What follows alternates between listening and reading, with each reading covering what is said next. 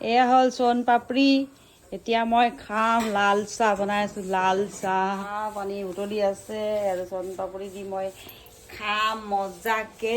নিদিওঁ বাৰু, কেলৈ নিদিওঁ জানেনে? এইটো মিঠা যে, সেইটো কাৰণে নিদিওঁ।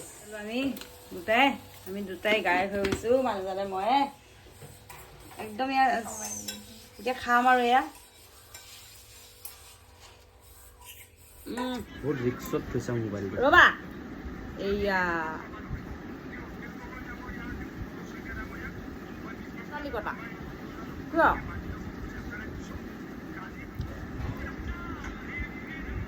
লাগে না খাই?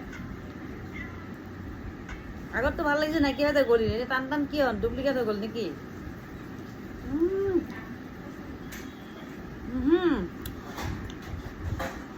দামীটো পিছতে ওলাইছে, এইটোতো আগৰবাৰ হয় নাই?